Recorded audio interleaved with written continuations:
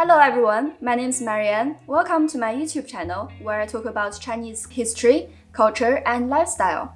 If you're interested in these topics, make sure to subscribe to my channel and hit the bell so you will be notified when I upload new videos every week. Okay, let's get started.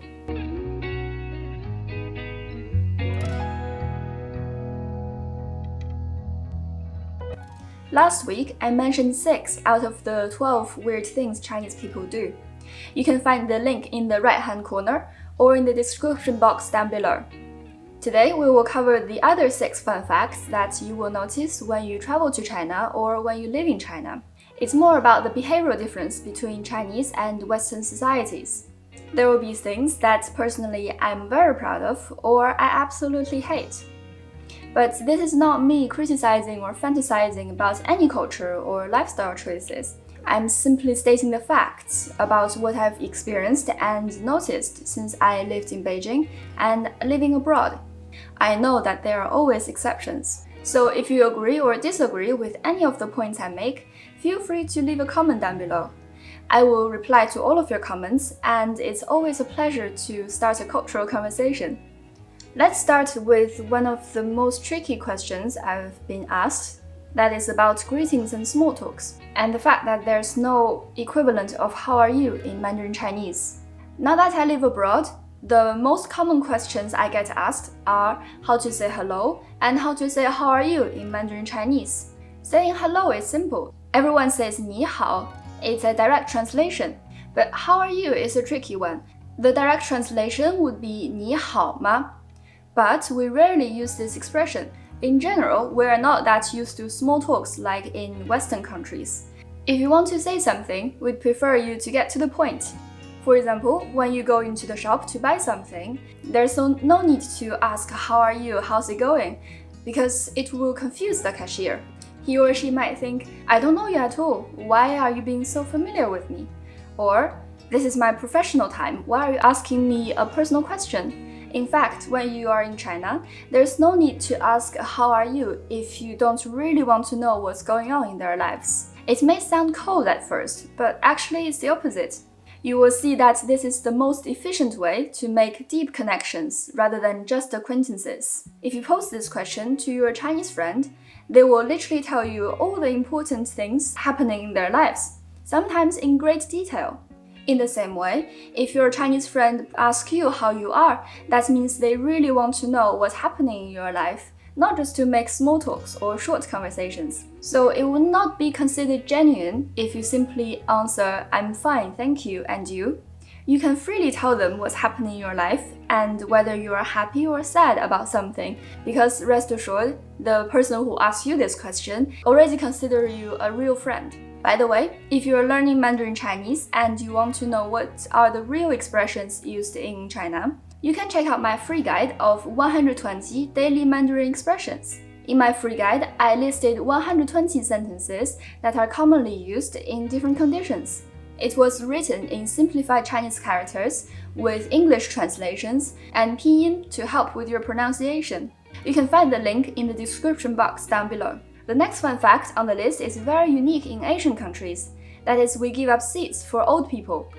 In Chinese culture, our respect for old people is paramount. We were educated from a very early age that we need to put people from old generations first in all conditions. Whenever we have a dinner party, it's even considered rude to start eating before the oldest person on the table pick up their chopsticks. The same logic applies in the public transport system. We can often see young people giving up seats for old people, no matter it's rush hour or not. Here is a personal story. So my father is one of those people who need to go to work by the subway. One day, he came back from work and told us that there was a young man who offered him a seat. Obviously, he was very grateful for the young man's generosity.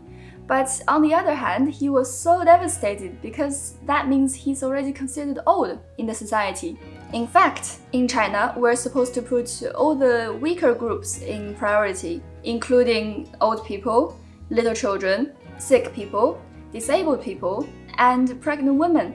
I really appreciate this way of thinking because that means that our society is mainly based on compassion and moral standards rather than hard rules or individualism. So next one on the list is a funny one. It's about how we can count from 0 to 10 with only one hand.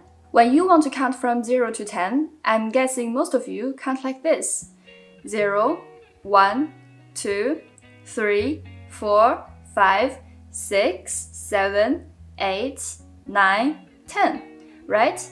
You use both of the hands. But for most Chinese people, we actually count like this: 0, 1, 2, 3, 4, 5, 6, 7, 8, 9, and 10.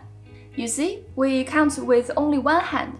This kind of hand gestures when we count is actually understood in most regions in China, and it's not to complicate things. There's a historical reason to it. During the 14th century, there was a group of merchants from Shanxi province. They started their business by selling military supplies at the border. Due to the support of the policymakers at that time, they had a chance to accumulate a lot of capital and further develop their business. When trading their goods on the markets, they have their own code to indicate the price. Instead of shouting out the price that everyone would know it, the sellers would make a gesture underneath their sleeves, and the potential buyers will stick one hand in their sleeves and to touch the gesture to see how much the good would cost. And after, the buyers would make another gesture to indicate the price so that they can make the bargain like underneath the sleeve. This way, their transaction price is not transparent on the market and both parties can make more margin. When their business reached the peak at 17th century, they were involved in trading all kinds of material goods. Their customers included mainland Chinese, Japanese, Koreans, Mongolians, and even Russians. They also invented the shareholding system and an early banking system in China. Even until now, people from Shanxi province have the reputation of being good at business and finance. There's no doubt that Shanxi merchants had a great economic and cultural influence in China. The way we count is only one of the greatest legacies they have. In the future, I will make a separate video dedicated to Shanxi merchants. Now, let's talk about a behavioral trend that I absolutely hate. That is to be overly humble and subtly brag. In China, if someone gives you a compliment, it's polite to reject it and compliment back that person in return. You're supposed to say, no, what you said is not true, or I'm not that good at the thing you said, or of course you're better at something, blah blah blah blah blah. And sometimes this cycle of putting yourself down and complimenting the others can even circle for rounds and rounds. To me, this is such an act of phony and a big waste of time. Luckily, in the young generation, we don't see that much of this useless formality anymore. When I'm talking with my friends, it's more natural to receive a compliment with a simple thank you. I will compliment them back only if I mean it.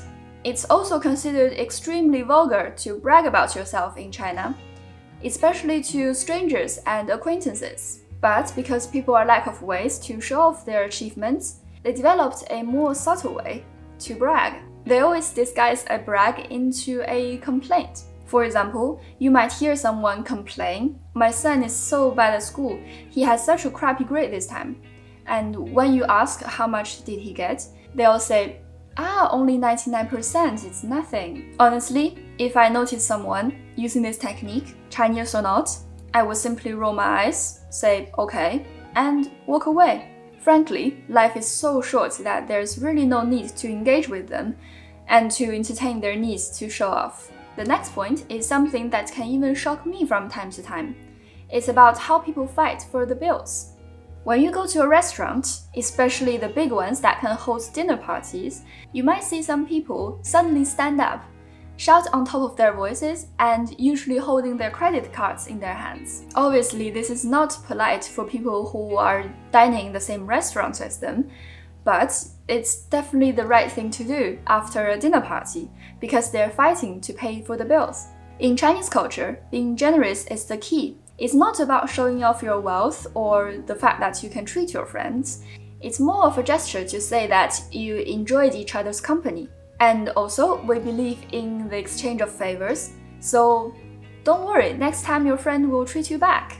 What a wonderful excuse to get together again and to have another dinner party. But unfortunately, this rule doesn't apply for dates. If you invite a Chinese girl on a date, there's a big chance that she wouldn't fight for the bills with you.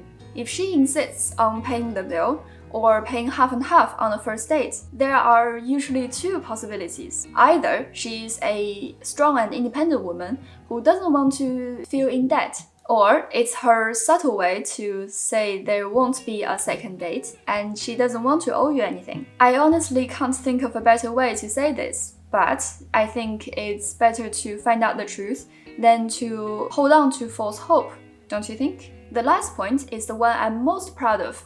That is the fact that we don't have strikes. The truth is, I'm currently living in France. So needless to say how much I miss my country, even just to avoid strikes. Take the Chinese high-speed rails, for example. Each year there are only several delays because of bad weather or malfunctions. But in China, I've never heard that there was a train being cancelled because of a train driver going on a strike. I think the reasons we don't do strikes are both economic and cultural. Economically speaking, China is a booming economy based on demographic dividend. That means we have a lot of people. If someone goes on a strike, or if they simply can't do their job correctly, they will be replaced by so many people very easily. Culturally speaking, in Chinese mindset, we think that we go to work, do the job, and we get paid. If people don't work, they would have a feeling that they don't earn their salaries fair and square. Also, it feels a bit selfish to go on a strike and put all of your passengers or customers in trouble. Always think of the collective interest more than personal interest. Okay, that's it for today. I hope you enjoyed the video. Which point did you like the best or did you hate the most? Comment down below and let me know what you think. Don't forget to check out part 1 of the video if you haven't already. Also like the video, subscribe to my channel, and follow me on Instagram if you want more content about Chinese culture and ancient wisdom. Thanks for watching, I will see you next week.